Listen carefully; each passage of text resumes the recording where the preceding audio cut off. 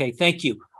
What is the key to be motivated to lift weights or diet every day for the rest of our lives? Like for me, I'm okay on the diet, I'm okay on the jogging, but I'm going to be 60 years old and I've been joining gym since I'm 15, and I cannot seem to get momentum with the weightlifting. I guess I feel like it hurts. I don't feel very strong, and I'm not doing so great with it. I know a lot of people with the diet and the food, they get a little frustrated. And, so for some of us are looking at the three of you and going, yeah, these are the people who somehow figured it out. They're motivated, they're young, they're healthy, they look great.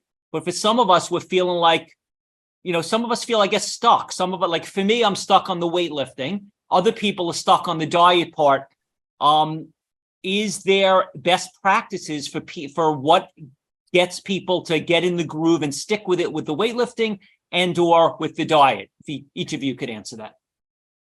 I would love to start if that's okay, just because that's such a great question, Stephen. And I deal with this every day with my clients. And it comes down to one thing only. You have to want it. You have to want to make these changes, and you want to have to keep that, and you want to see the results, right? When you start feeling good, then it's going to build on itself. So if it doesn't feel good for you to do whatever plan you've been doing, change it so it does feel good. And as someone that's also aging, I guess we all are, but I've noticed a big transition. I've been a personal trainer for 25 years or more. And my fitness regime has had to completely change because everything changes in your body and injuries happen and overuse injuries. So in terms of the exercise things, evolve it to make it something you like. A lot of times, if I don't feel like I don't have a gym membership for the first time in my life, so I'll do little workouts here at home or little videos, or I love to dance, by myself with music, like whatever you love, just to get that weight bearing exercise, just do what you love. So pick what you love.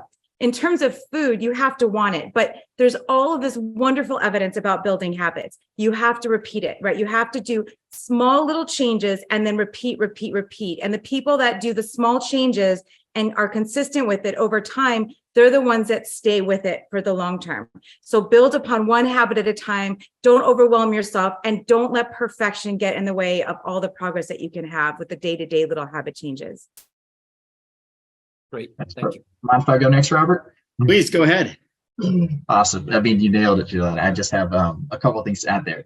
It's two things that I want to add that may be helpful are, the first are, there's this common misconception that motivation starts everything, that everything comes from, you sit in a chair, you wait, lightning strikes, you're motivated, you go out and do the thing. It's almost always the opposite. Normally, action leads to results, leads to motivation. That's almost always the case. When you start seeing things happen, when you start feeling changes, when you start noticing benefits, then you are motivated to continue. But you have to have that initial discipline, that initial push, be it from an external source like a friend, a buddy, watching a documentary, going to a conference like this, or just a New Year's resolution, whatever the case may be. That initial push to get it going, and then once you take action, oftentimes motivation follows that. But motivation is an emotion. It's fleeting. It comes and goes. Even for the most disciplined advocate of exercise, all three of us here, I know we've had days where you just don't want to do it. Diet or exercise or cardio, strength training, you name it. I certainly have, and I work out almost every single day.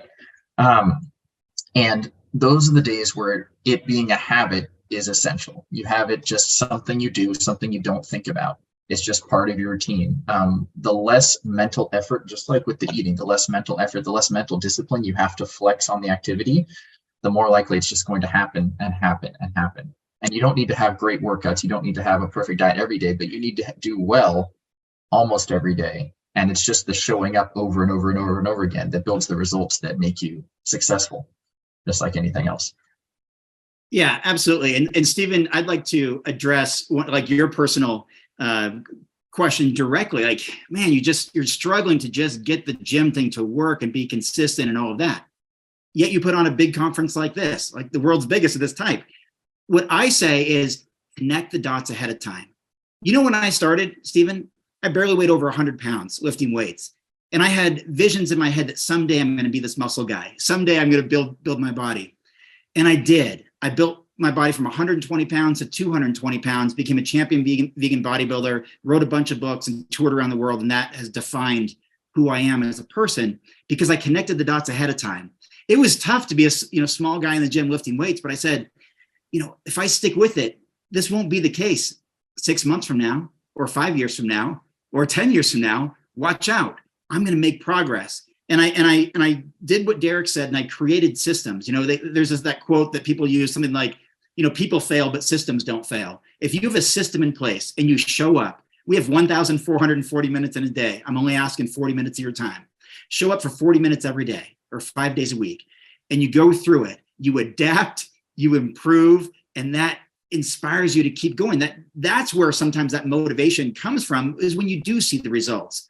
I heard this quote from Dr. Robert Maurer, who said that we set the same New Year's resolutions for 10 consecutive years before we decide that, maybe that's not for me. It hasn't worked out all these years before we decide to change. And most of us give up on New Year's resolutions around January 17th or 19th or whatever the case is. And it's not because the system doesn't work. It's because we don't put ourselves in a system to be successful. There's also something Juliana touched on, which reminded me of the Kaizen system, which is small incremental steps to improvement and progress. That's what we need. Go big or go home doesn't always work. Throwing everything at it doesn't always work. But if you just show up today and do a little bit more the next day and a little bit more the next day, and you have these incremental changes, you get bigger, you get stronger, you start to feel proud of that accomplishment, and that motivates you to want to keep doing it. And then it becomes second nature. Like they both said, it becomes part of you. That is your habit. That is your routine. That's how you identify. That's what you do. And that's how you stick with it for the long haul. Each of us has been doing this for decades. I mean, vegan athlete for 28 years. I mean, Juliana, trainer for 25 years. Derek, doing his thing for 15 years. We all follow these types of systems of showing up consistently over time, and they just became part of us. Thank you. So what are you recommending in terms of aerobic resistance training and stretching for us in the audience, where, again, we're not trying to be bodybuilders, but we do want the health benefits, the strong bones, the hormones? How many days a week should we work out? How many minutes, and how many on each of these three categories? And you could add, I don't know if yoga is a replacement for stretching or a separate category. You could go. I'm happy to go if you guys are all right with that. Yeah, please, Derek. I've done some deep dives, and granted, my focus has been on searching the term all-cause mortality, looking at what has the greatest impacts for lifespan and disease risk mitigation. So this isn't necessarily if you want to be an athlete, if you want to be a bodybuilder. But I've been looking deeply into this question as of recently. There's been a lot of solid meta-analyses with hundreds of thousands of participants reviewed over the last few years. And there certainly is what we call a U-shaped curve, which means a sweet spot where you get benefits and benefits and benefits. We're reducing the risk of death, reducing the risk of disease. And then if you go past a certain point, the risk starts to increase again. Never to the point where it's worse than not exercising, but there's a sweet spot.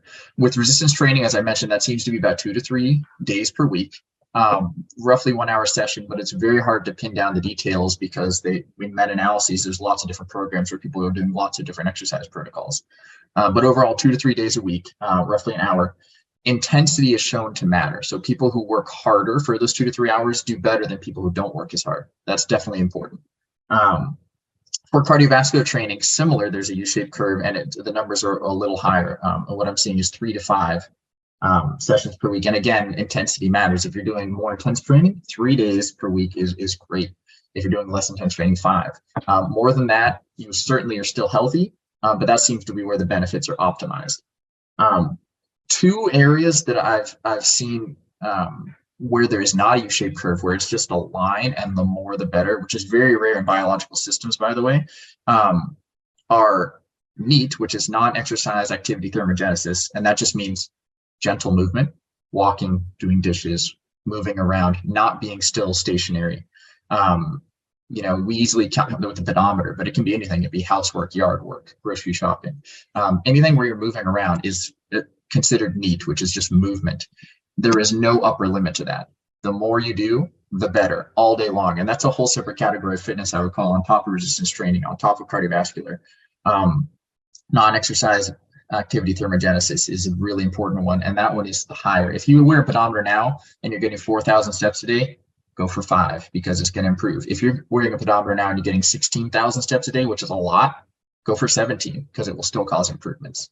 And the other linear reduction in all-cause mortality I mentioned was grip strength. So that is specific to strength, more than muscle mass, more than any other kind of benefits you might see from resistance training. Gaining strength seems to be very, very protective. I didn't see any upper limits, although I imagine that none of us have to be powerlifters to see all these benefits. You want to have a strong body. It seems to be very, very beneficial. Flexibility, and I'll let you guys definitely weigh in on, because I haven't looked as close on this one, but I did see an interesting study. I believe it had upwards of 60,000 individuals. It was a big one, but don't quote me on that. I'm not positive. Saw that over a period of time, flexibility was improved just as much by doing full range of motion resistance training as by doing a designated stretching program. So if you're doing resistance training, if you're moving full range of motion, it will help your mobility. That's not saying don't stretch. Stretching can be very beneficial, and maybe if resistance training isn't your thing, flexibility training is very important. But you can get a lot of benefits, and it's the same goes for other activities. If you're swimming, if you're running, make sure you're moving through full ranges of motion, because when you start narrowing that range of motion down for a lot of repetitions, that's where you can actually get tight rather than looser. So things like yoga are great for that reason. You're moving through full ranges of motion. You're keeping your body limber. So hopefully that gives some concrete stuff that I found that I've been excited about. But by all means, guys, chip in. Whatever you found, I'd love to hear. Juliana? Just a little nugget for especially the sedentary people that I think is always inspiring to hear and to remember is that you don't need to have this many hours in a day, like consecutive. You could break it up. If you do, like for me, I sit here a lot during the day. I have a client, but then I build in breaks. So I'll go for a walk. Even if I have to motivate myself that I'm going to go get a coffee, I'll walk to the coffee shop and come back. I'll make myself walk. And then I'll go I have my mat laid out in front of right here. There's my little yoga mat and little things. So I can just pick them up in between clients and stuff like that. So if you pepper these little minutes throughout the day, and even you just aggregate them throughout the day, that still leads to the same benefits.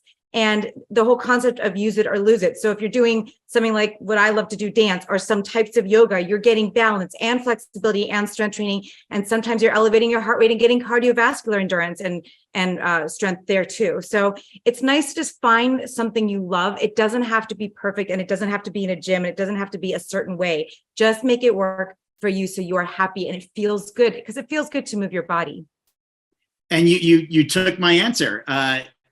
My answer was, do what you will do. Do what you enjoy doing. If I said, Stephen, I want you and everybody listening right now to use the Stairmaster for 35 minutes every single day, or let's say 5 days a week for, on this level of difficulty, 90% of people wouldn't do it. It's just not fun. It's too hard. It's too challenging. It's not fun. There's no reward to just be sweating like crazy on a Stairmaster. But some people might like it. Good. That's good for the 1% or the 10%. So you've got to find, and that's why Juliana took my answer. She said, do what you love, do, dance or do whatever. That's how you're going to be consistent. So when Derek's talking about the studies, this is how much time you should spend doing it. Okay. That's concrete. But now what should you be doing? Well, if you told me, Robert, I want you to swim. No, I don't like swimming. I'm not good at it. It's hard for me to breathe. I don't have I don't know how to do it right. Like I wouldn't do it. So you need to be in an environment where you're going to be able to set yourself up for success.